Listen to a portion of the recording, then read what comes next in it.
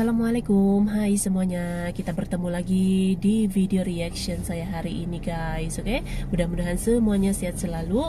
Nah, kali ini saya mau tengok video pembahasan tentang ini ya. Ini bukti Indonesia dah potong Malaysia. Jadi apa ini perubahan besar yang dialami oleh Indonesia? Bahkan ini sudah terlihat jelas lah gitu ya. Bukan hanya di Indonesia tapi negara-negara di ASEAN juga sudah mulai melihat gitu bagaimana perubahan besar Indonesia sekarang gitu, oke? So, jangan lama-lama lagi. Mari sama-sama tengok video ini. Let's go. Indonesia telah potong kita. Saya rasa dia bermula dengan sejak 10 tahun lepas ni dia berkembang. Dia mengenangi masalah dia punya birokrasi, masalah rasuah dia dan sebagainya. Yang keduanya dia injek satu kemahuan baru kepada rakyat dia dengan polisi-polisi dan ekosistem yang berlainan. Simple, contoh simple, dia lancarkan Kopi Indonesia yang menggambarkan seolah-olah brand Kopi Indonesia ni antara yang terbaik di dunia. Dan that itu mewujudkan ruang pasaran baru sampai kita kata international players, competition, Starbucks dan sebagainya pun tergugat dengan Kopi Indonesia sebagai satu contoh. Poin dia menjadi satu fenomena dan dia membuka ruang satu pasaran baru, satu dia penjenamaan baru dan sampai boleh compete kepada dengan international players. Macam tu juga dengan polisi-polisi lain. Contohnya dia memperkenalkan dasar poros kelautan Indonesia sebagai maritime axis dan dia memperlengkapkan infrastruktur kelautan di Indonesia dan juga dengan pembangunan Jakarta 2.0, Nusantara sekarang ni nama dia. Dan Nusantara tu bercakap tentang smart city, circular economy, cakap tentang green building, cakap tentang AI dan sebagainya, IoT dan sebagainya.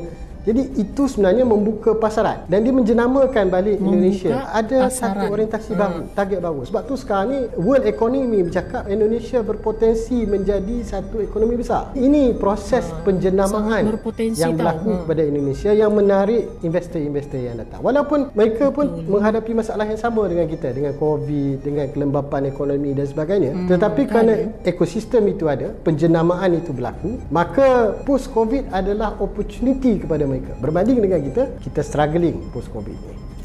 Struggling ya. Selepas daripada 98 di Indonesia kan, mereka selepas Suharto jatuh berlaku reformasi dalam politik Indonesia dan dia mengembangkan pilihan-pilihan politik ni lama bercambah dan Indonesia juga melalui period perawatan dia sendiri. Dia learning from keadaan politik yang ada. Kat situ pun mereka struggling, keluar tokoh-tokoh kata pemimpin politik mereka pun yang bertukar ganti juga.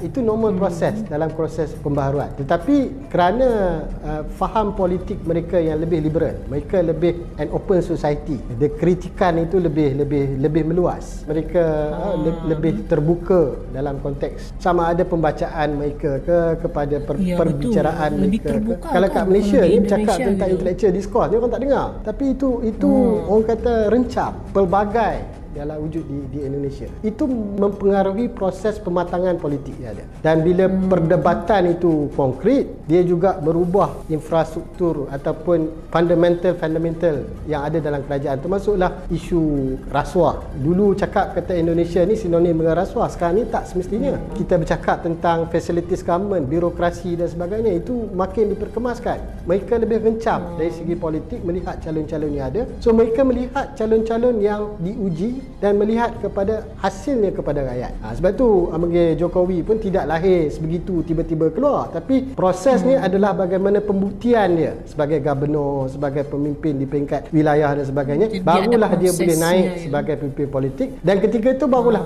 parti politik align dengan dia dan mereka ada banyak pilihan dari segi politik. Tetapi di Malaysia tidak. Kita ni masih terperangkap dalam konteks budaya dan pemikiran politik lama. Kita masih terperangkap dengan pilihan-pilihan berdasarkan parti. So hanya parti-parti besar ni, pemimpin politik besar yang akan mewarnai corak politik dia dan proses dalam parti politik ni dia kata siapa in favor of the big leader lah. Itu adalah yang mewarnai kepimpinannya. Kalau you tak sokong dia, you are out. Kerana kita ni mungkin kita punya feudalistic mind tu masih kuat.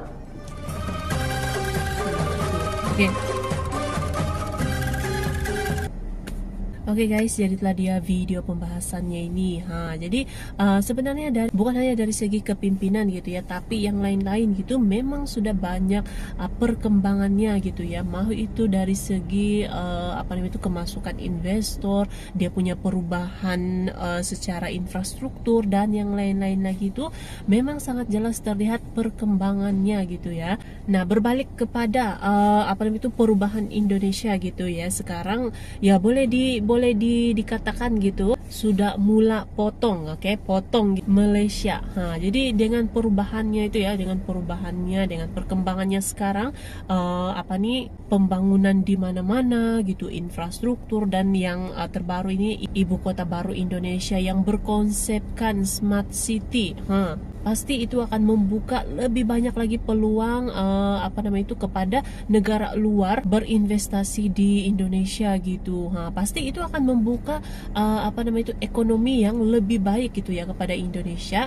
Jadi saya pun sangat kagum gitu ya dengan perubahan. Ya pasti itu prosesnya itu panjang gitu ya untuk berada di tahap seperti sekarang gitu kan. Jadi saya kagum dengan perubahan yang dialami oleh Indonesia sekarang, perkembangannya gitu ya cukup pesat gitu, oke? So, terima kasih banyak sebab kamu sudah menonton video ini. Jangan lupa macam biasa untuk support channel saya dengan subscribe, like video ini, dan jangan lupa untuk komen juga, oke? Terima kasih banyak dan kita jumpa lagi di video seterusnya. Assalamualaikum.